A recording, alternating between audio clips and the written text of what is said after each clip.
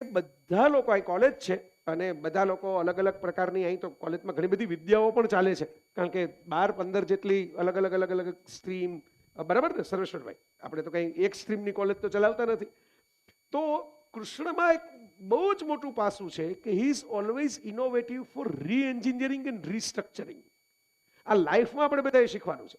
આજે જાત જાતના ડિપ્રેશન આવી જાય છે, જાત જાતના અંધારાઓ દેખાવા માંડે છે, પેલા પછી ગોતીને સેટ સોંગ છે એ રીલની અંદર નાખવા માંડે બધા, આમ કે ફિલ્ટર હોય, પેલા આંખમાંથી લોહીના આંસુ નીકળતા હોય અને તમને એવું લાગે કે થતું હોય ને જેના માટે રીલ રેકોર્ડ કરેલી હોય, તમે કોન્સ્ટન્ટલી એ જ જોતા હો કે એણે જોયું કે નહીં, એણે લાઈક આપી કે નહીં, એણે નીચે કોમેન્ટ કરી કે નહીં, એણે શેર કરી કે નહીં.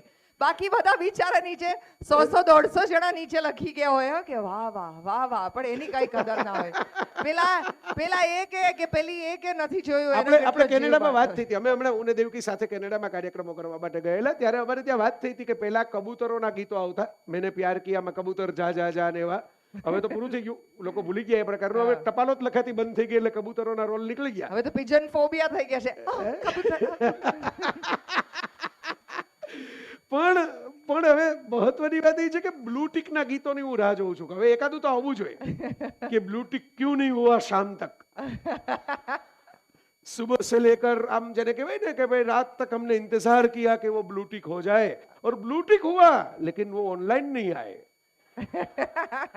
તો આવી શાયરીઓ રચાશે. આ એ જનરેશનમાં આપણે પ્રવેશી ગયા છે. એટલે મારે ખાસ આ વાત શરૂઆતમાં જ કહેવી હતી કે કૃષ્ણને તમે જ્યારે ઓળખો, પામો, ત્યારે એ પણ યાદ રાખજો કે he is always doing restructuring of life. દાખલા તરીકે પેલા ગોકુળની લાઈફ હોય, ત્યાંથી વૃંદાવન આવી જાય, લોકેશન ચેન્જ. એ ગોકુળમાં રાસ નથી, બાળલીલા છે. વૃંદાવનમાં રાસલીલા છે. મથુરા આવી જાય, મથુરામાં દંગલ છે, ફાઇટ, કારણ કે ત્યાં લડવાનું છે કંસના બધા પેલા મલ્લો સામે. અને એ બધું કરીને મથુરાય નથી રોકાતા, પાછી પોતાની દ્વારકા સૌરાષ્ટ્રમાં આવીને અહીં આપણી બાજુ બનાવે છે. ઓલવેઝ રીસ્ટ્રક્ચરિંગ. જ્યાં જ્યાં જાય ત્યાં નવું. ઇવન પાંડવોને પણ એને શીખવાડ્યું કે તમે હસ્તિનાપુરમાં જ ખાલી ટકીને ન રહ્યો, તમારું પોતાનું એક ઇન્દ્રપ્રસ્થ પણ ક્રિએટ કરો. ક્યારેક હસ્તિનાપુર જૂનું સ્ટેટ છે, જૂની સિટી છે, પડી ભાંગે, તો આપણું નવું ઇન્દ્રપ્રસ્થ ત્યાં સુધીમાં રેડી હોવું જોઈએ.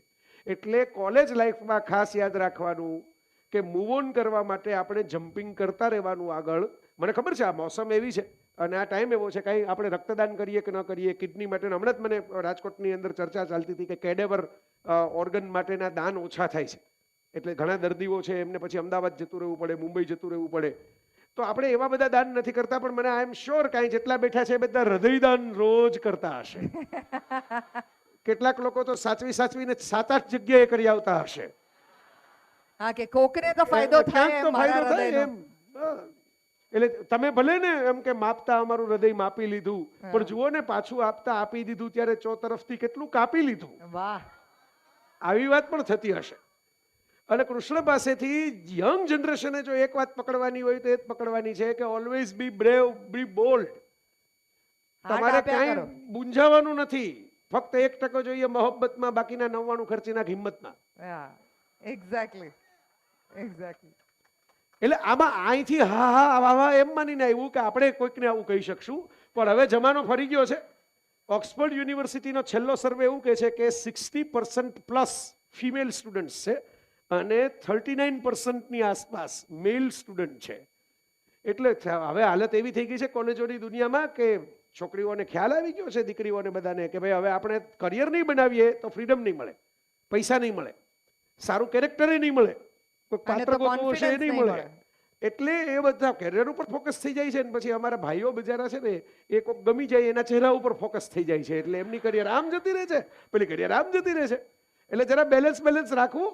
જરા કૃષ્ણ પાસેથી એ શીખવાનું કે કોઈ પણ પ્રકારના રિજેક્શનથી મૂંઝાવું નહીં. આપણા કાંડે સોનાની દ્વારકા જો આપણે બનાવેલી હોય ને, તો કોઈ રાધા ન હોય, કોઈ ગોપી ન હોય, તો કોઈક રૂકમણી પ્રેમપત્ર લખીને પણ પાસે આવે ખરા.